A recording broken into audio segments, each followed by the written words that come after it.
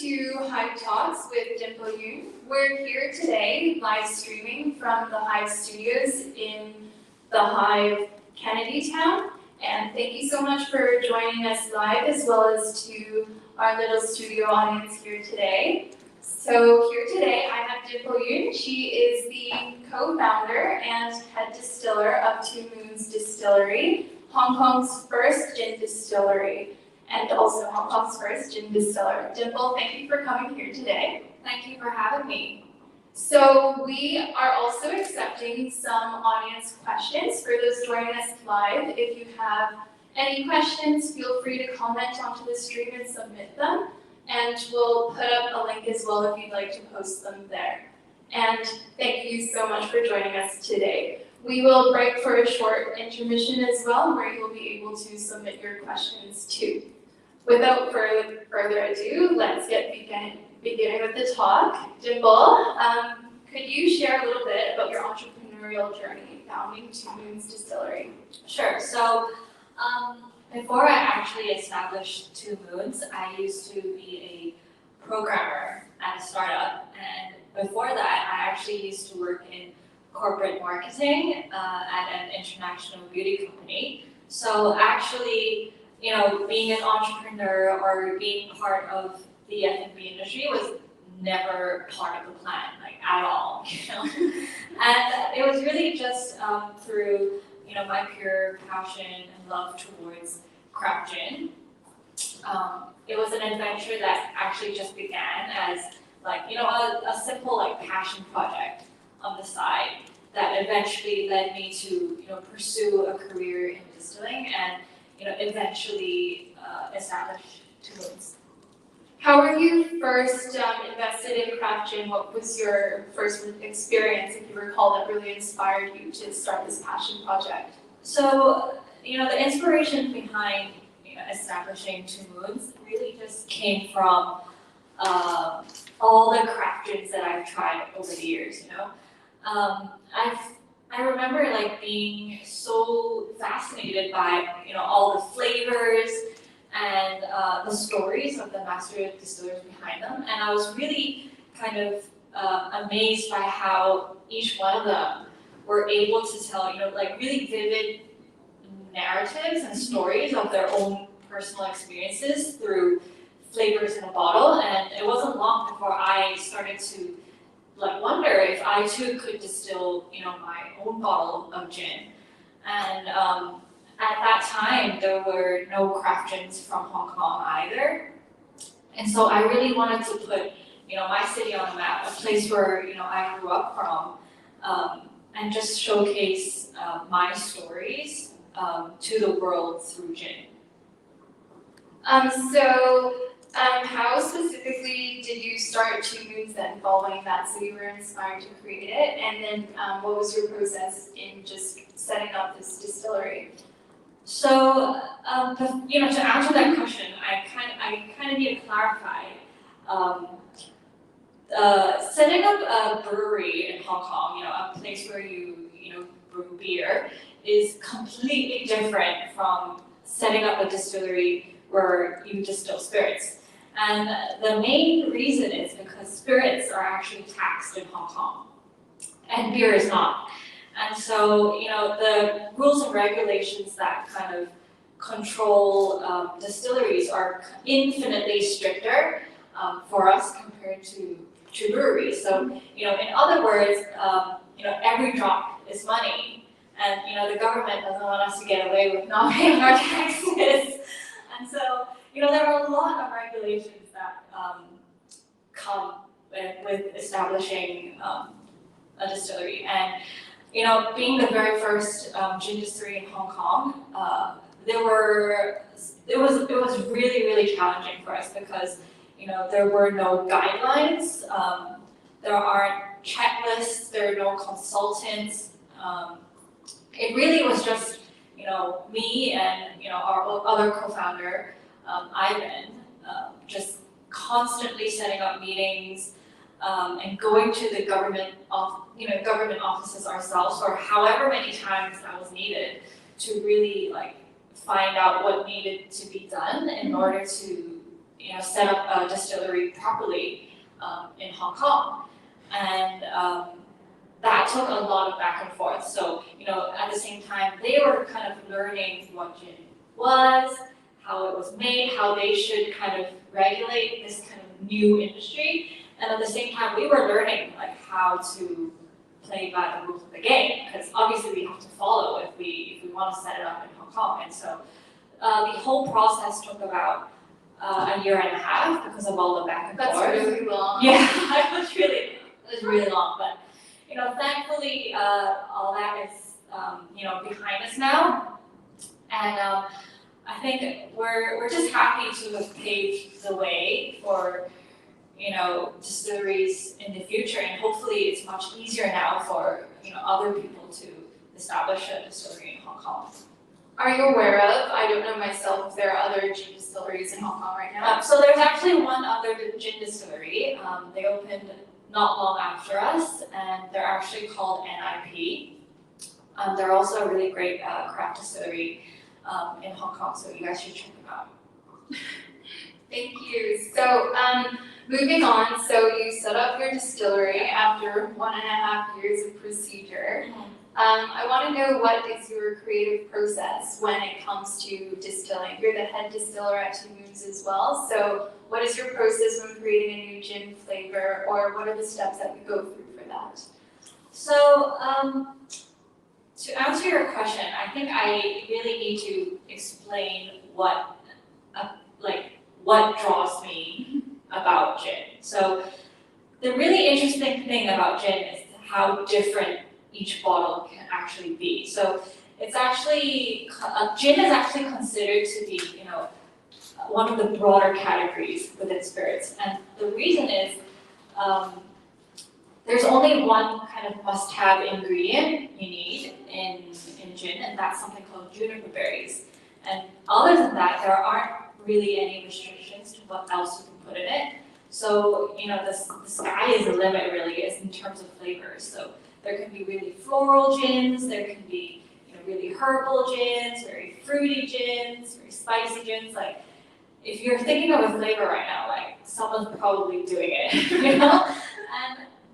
And just to give some examples of some really crazy gins I've tried,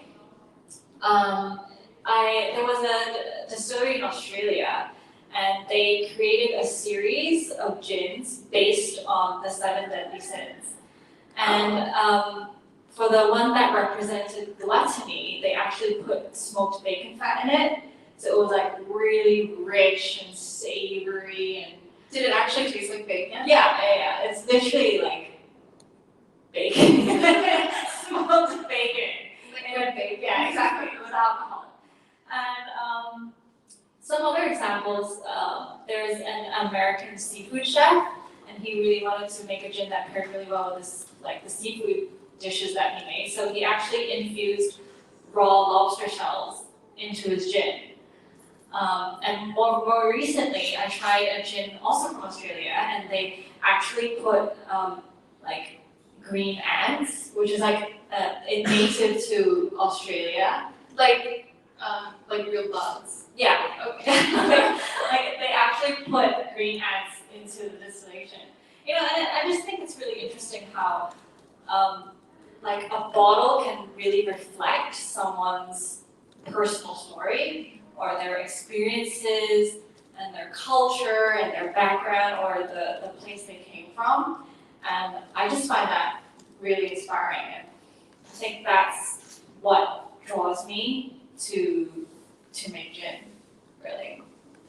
That is really inspiring, actually. How would you describe Two Moons' flavor then? What story are you trying to tell with your gin? So, being authentic is quite an important factor in our, in what we do, because we really hope to convey, some kind of personal stories and experiences with every gin that we make, and it's not just about the flavor, So, for example, this is our signature dry gin. It's the very first gin that we've ever made, and this is actually a culmination of, one, my favorite gin style, which is the lemon dry gin. Two, my experiences learning gin, or learning distilling in the UK, and 3, some of my memories growing up in Hong Kong. So this recipe is actually based off the very, very first gin I've ever distilled in my life. And when I brought it back to Hong Kong, I tweaked it and added some very nostalgic ingredients that were very dear to me growing up in Hong Kong. So, for example, Chinese apricot kernels, which is lapahang for those of you who understand Cantonese, and for example, also licorice root and dry tangerine peel and stuff like that. Another example would be the limited edition 5 flowers tea gin that we made last year. So I don't have it here with me today because we've all sold out on that, but it was actually made in collaboration with a renowned mixologist, Antonio Lai. And we were actually inspired by all the traditional kind of herbal tea shops that are dotted around town, with their kind of, quick fix remedies and age-old wisdoms. And I'm sure many of us, and many of you who grew up in Hong Kong will know what I mean. When my grandmother used to make me drink Chinese herbal tea. Yeah, like an herbal tea, and it would cleanse the heat and bring my body back to balance. So that was a really fun kind of nostalgic project that we did, and it was a fun twist on a very traditional drink, with alcohol. And lastly, for our calamansi gin, this is our newest product, and it was just launched July this year. And I would say this is the classic example of just finding inspiration from the most unexpected of places. So the story actually begins by luck. We were introduced to one of the last 2 coppersmiths in Hong Kong, and there were 2 elderly men, they're over 80 years old. And are they still practicing? Yeah. So right now they actually handcraft a lot of copper items, tools, jewelry, kitchenware. They actually hand hammer everything, and they have this tiny little shop on a humble street in Yau Ma Tei, and they had no apprentices, so they didn't have anyone to pass on their skills or their craftsmanship.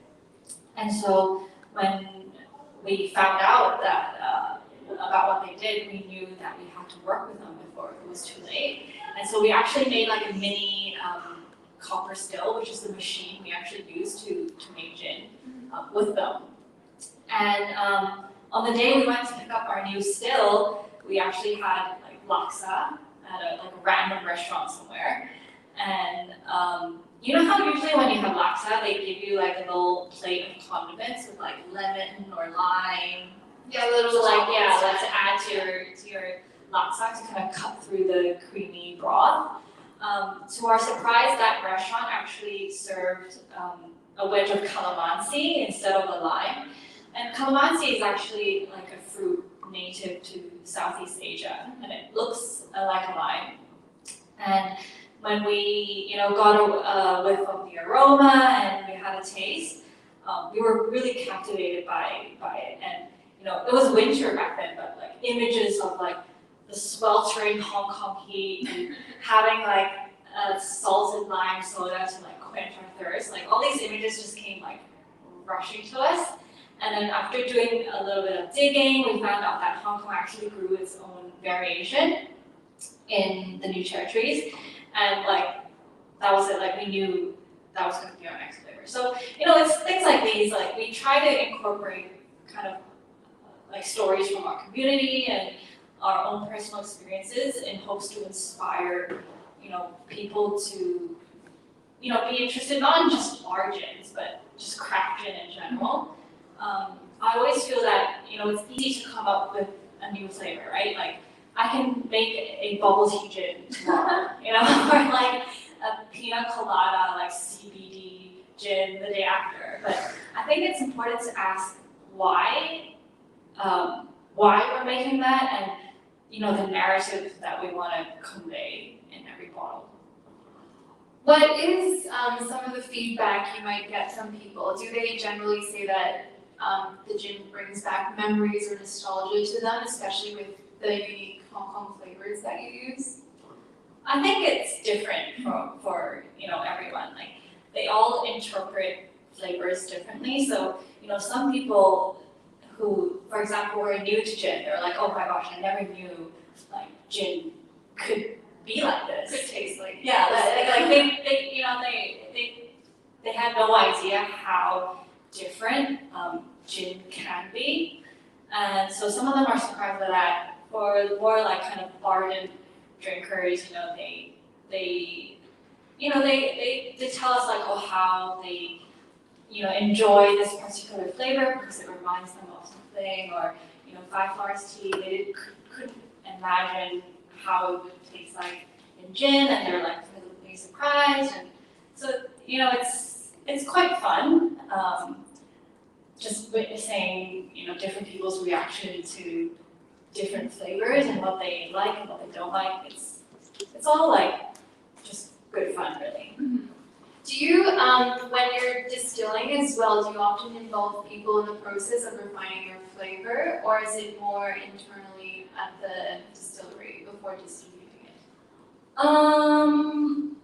I would say it's like a mixture, probably. So for some flavors, we try it among the team. We kind of decide what works, what doesn't, what each of us feels works and what doesn't. But sometimes, for example, with the collaboration with Antonio Lai, that was like a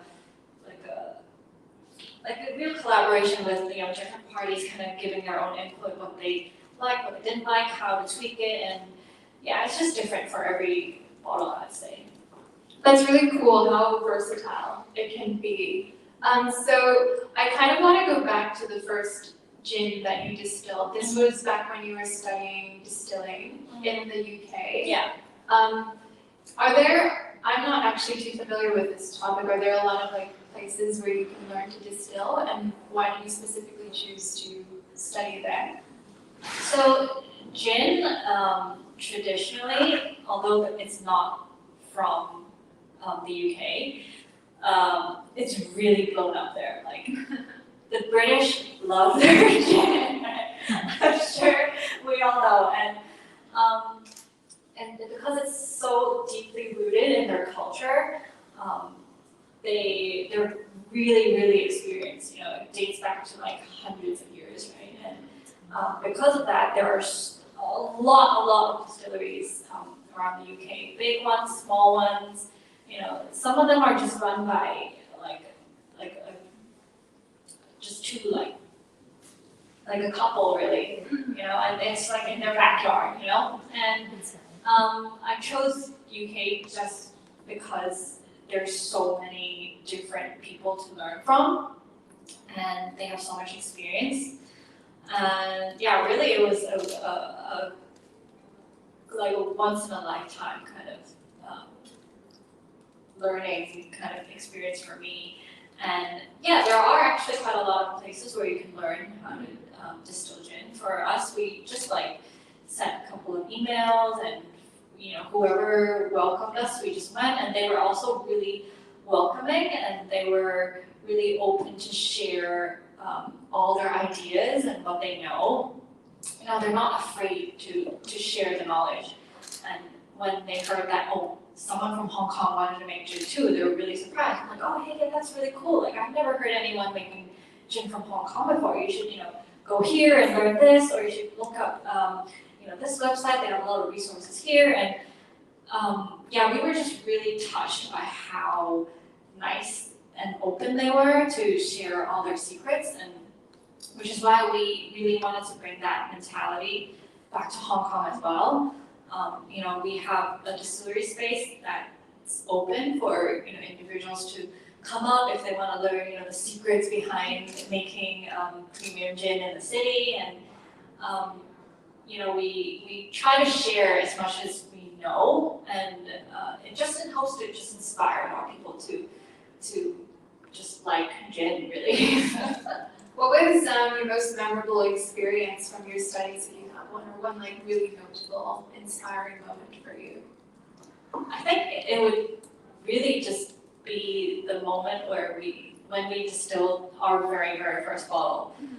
It was like a really like intimate class. We all had a little tiny machine to ourselves, and we were able to kind of pick and choose the different ingredients that we wanted to include into our gin. And then we'd sit for maybe like 2 to 3 hours to wait until the distillation process was over. We'd have a couple of G&Ts and we'd chat among ourselves, and then at the end we get to try like everyone's gins, and we would draw like a logo or a label on our bottle, and we named our very first bottle Virgin. Because it was your first gin. Yeah, first gin, pun intended. And we still actually have that bottle.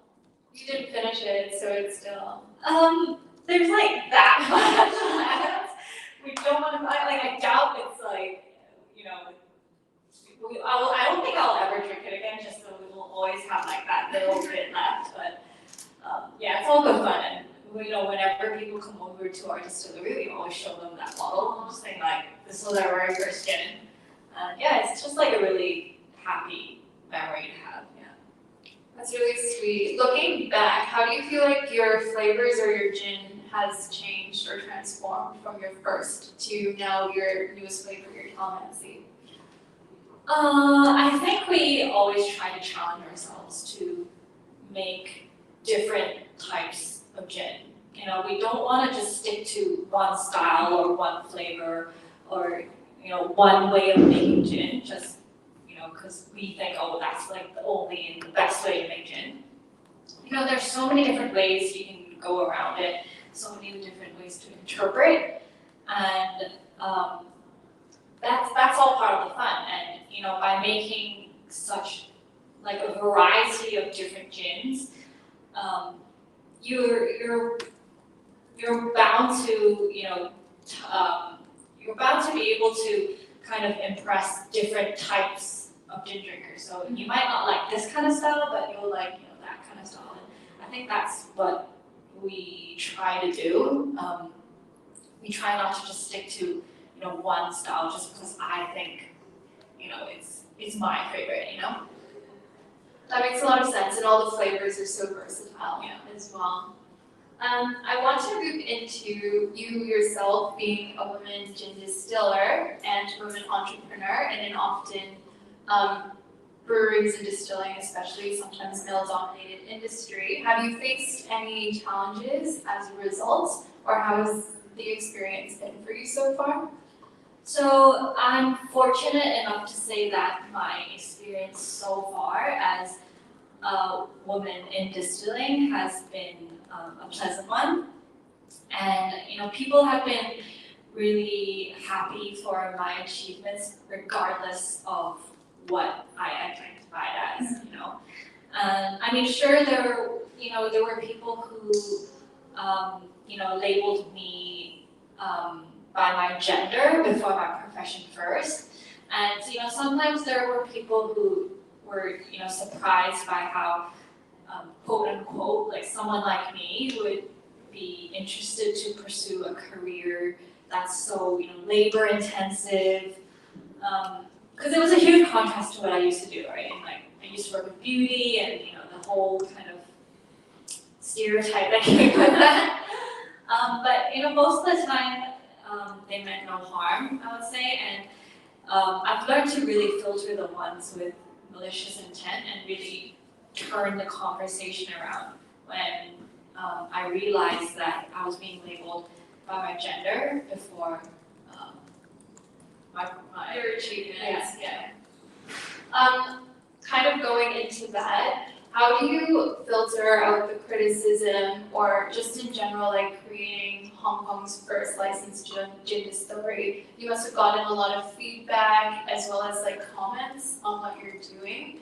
How do you choose what to listen to, what is maybe not too relevant for growing your brand? How do you listen to constructive criticism? I feel like having the courage to openly speak about it really helps kind of analyze what kind of criticism you should listen to. So, for some reason, and there's like a stigma attached to admitting your flaws, and somehow that's a kind of weakness. I mean, it could be, because of pressure from society, or because, more often than not, people always focus on, the success stories of, other entrepreneurs, whereas, the failing stories, not so much, or even maybe it's like because of today's kind of like cancel culture, right? People are kind of afraid to make mistakes, or they want to avoid making mistakes like at all costs, right? But I feel that once you accept that, you can and you will make mistakes. I mean, for me personally, as an entrepreneur or a daughter or a friend, like I've made my fair share or more than my fair share of mistakes. And I'm still making mistakes, right? Like I'm constantly making mistakes, but I feel like once that you start to accept that about yourself, then and you have the courage to kind of speak openly about it to people you trust, then you can start to kind of have a more unbiased judgment on the issue, and then decide for yourself like whether it's destructive criticism or constructive criticism, right? But at the end of the day, it takes a lot of practice, right? And as long as you don't let it hinder you from what you want to do in life, I think you should trust your own judgment. Just as long as you can't satisfy everyone, right? So as long as you don't lose yourself from it, just grow from the process, and just trust yourself. Going a little into that, what was maybe a big challenge for you when you were first creating Two Moons? Was there like one big hiccup that you had that you mind sharing? I think for us, it was definitely during the time when we were getting the licenses. So as I mentioned earlier, the whole process took a year and a half, and it wasn't something that we were able to do on the side, like while maintaining a full-time job. Like that by itself was a full-time job. All the paperwork. Yeah, like the entire, like getting all the machinery together, learning the know-how, the machinery and everything. That setup itself was a full-time job, and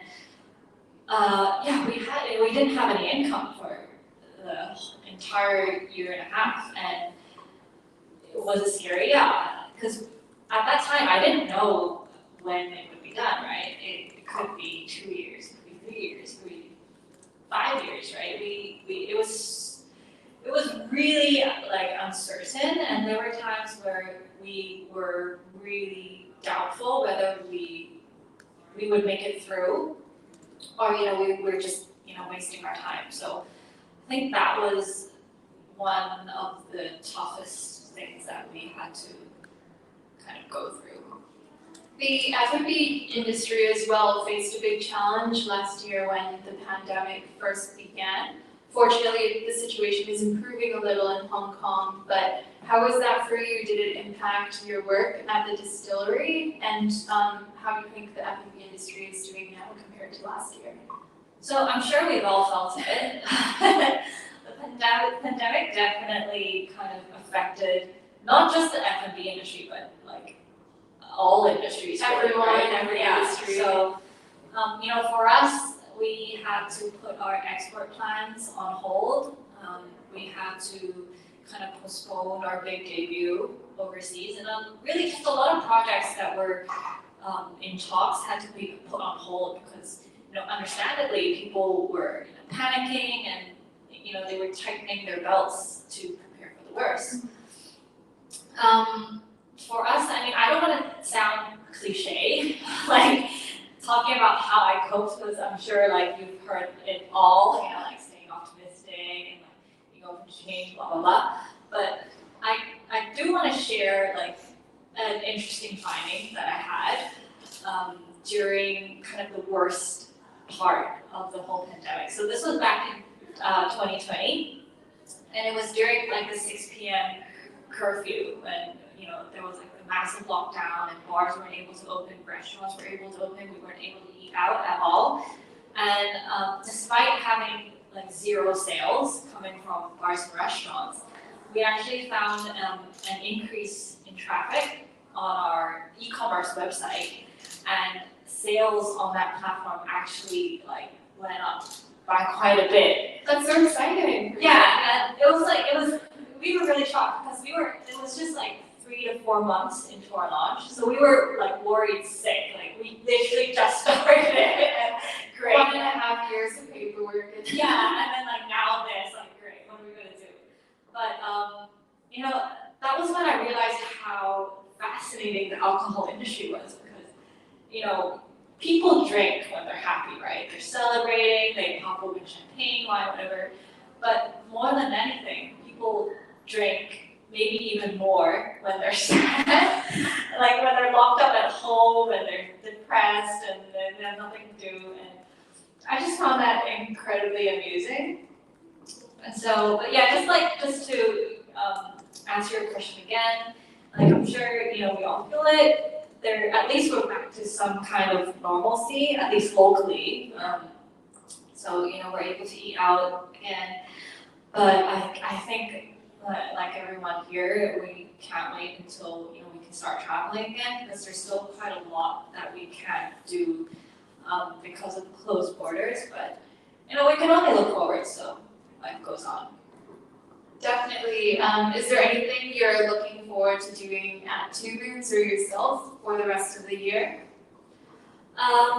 We're really just preparing for the Christmas season because that's going to be like our busiest time of the year. And also, we're actually looking forward to start exporting in 2022. That's so exciting. Yeah, finally. So, we're kind of preparing for that as well. So, yeah, we're excited. Have you received a lot of international attention and interest in this case?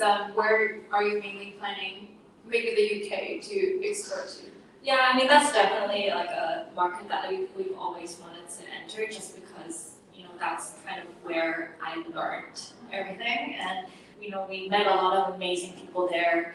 And so, yeah, definitely the UK is one of the markets we're looking into, but also like Southeast Asia, or Asia really in general, because the drinking culture is really starting to be more mature. And yeah, people are really starting to, get into not just like whiskey, but like soju and baijiu and gin and all that stuff. So yeah, it should be a really exciting time. Speaking of the maturing drinking culture, what is your advice for those looking to get into drinking craft gin? How can they get started with appreciating it? Could you mention again your first favorite gin as well, as a suggestion to them too? So my favorite gin, besides Two Moons, is Sipsman. So they're actually a craft distillery in London, and they make really amazing gin. So I really encourage everyone to try it at least once. As for those who are, who wants to start appreciating craft gin, I think my advice would be just start sipping. Although gin is not traditionally made to be enjoyed like neat, I would say a lot of premium craft gins now can actually be enjoyed like a whiskey, because that's when you can truly taste all the flavors. So there aren't any, mixers or other ingredients or soda or tonic to kind of dilute and mask the flavors.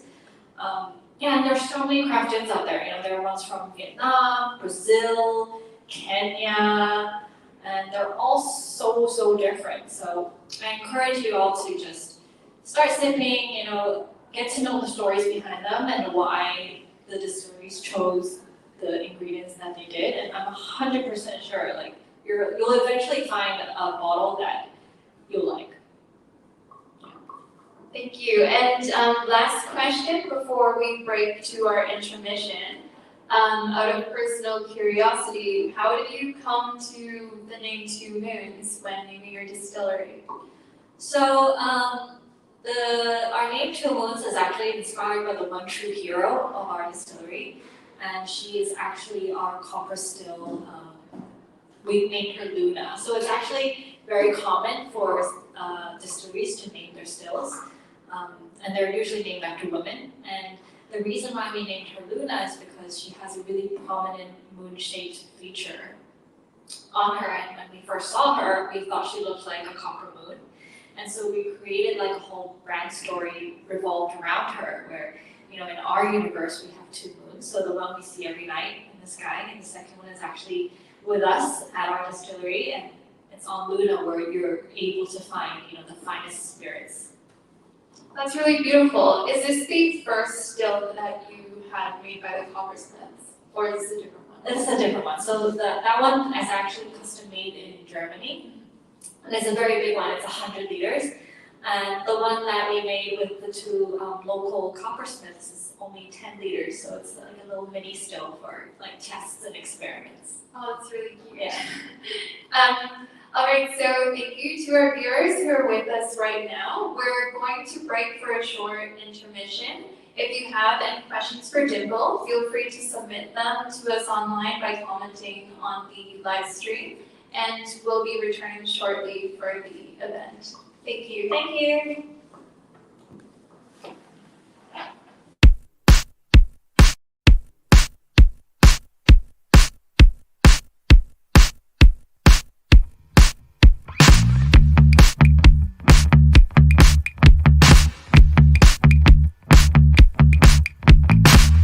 Hi, my name is Chloe and I'm one of the location managers at the Hive.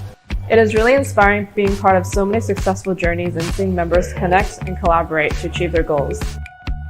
Members genuinely enjoy coming into work every day and working around like-minded people. It feels different from a traditional office and more like a family looking out for each other. Hi, I'm Ashley, Head of Operations at the Hive. The Hive is more than just a beautiful space. We strive to provide a second home for all our members to build genuine connections and achieve their personal and professional goals. By curating events that cater to their interests, we create opportunities for members and the greater community to learn and connect. We organize startup pitch battles, fireside talks, and fashion shows to support the creative industries. In a world of entrepreneurs who are always curious, the Hive works to foster a culture of creativity, community, and growth. My name is Joseph Cheney, and I'm a co-founder of New Narrative. Well, I really credit the Hive actually with getting us off the ground in many ways. So we've grown from 1 person to 10 during that 6-year time frame. The effects of a shared space, and everybody there is trying to start their own business as well, that creates a feeling of shared destiny that really helped. Even when I was just a hot desker alone, I really felt like the business was real.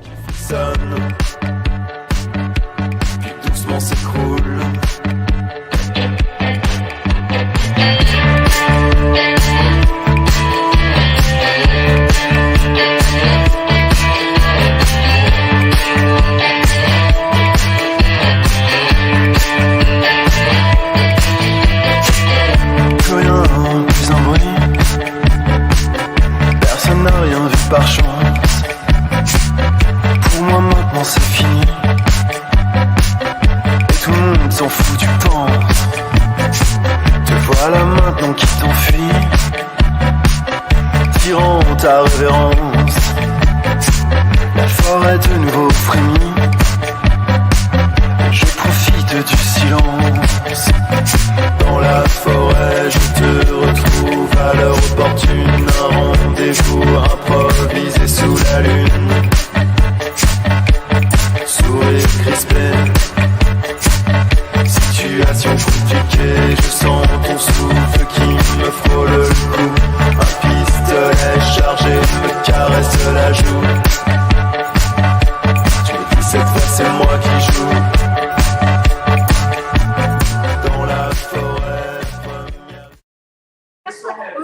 What kind of people are tuning in? Is it like other Hive? I can't. No, it's not. Oh, okay. So it's just like.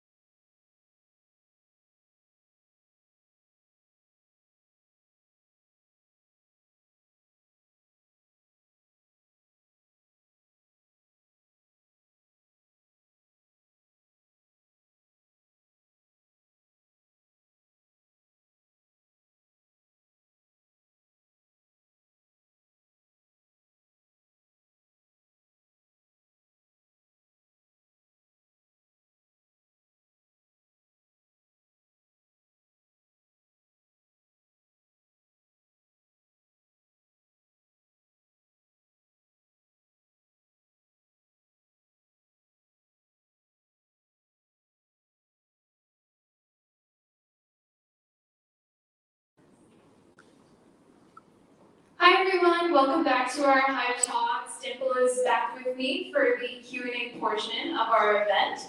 So thank you everyone for submitting your questions. And let me ask the first question to you, Dimple.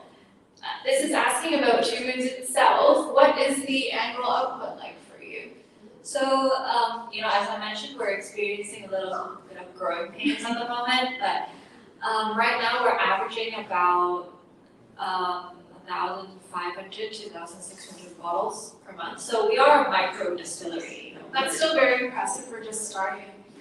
Thank you. Well, luckily, people, enjoy drinking gin in Hong Kong, and I look forward to exporting and further expanding. Thank you. Next question is, the most common way to appreciate gin in a cocktail is gin and tonic.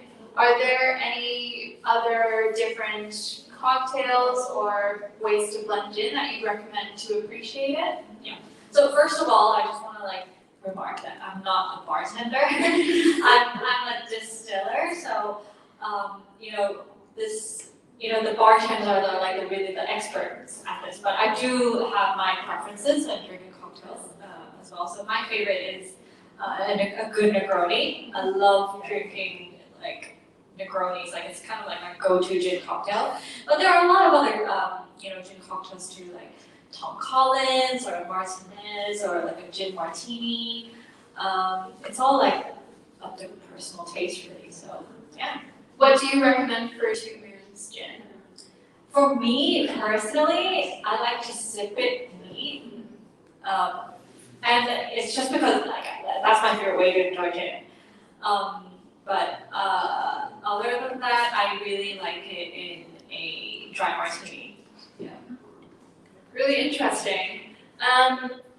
All right, the next question we have received is it only gin that can have so much versatility in flavor? Are there any other alcohols that have that much creative freedom? Or what makes gin so special in this case? You touched on it a little earlier, but do you mind expanding on that? So there are other spirits that has this kind of flexibility, but there's not a lot, right? So for example, whiskey, it's not common at all to have such various flavors in every single bottle.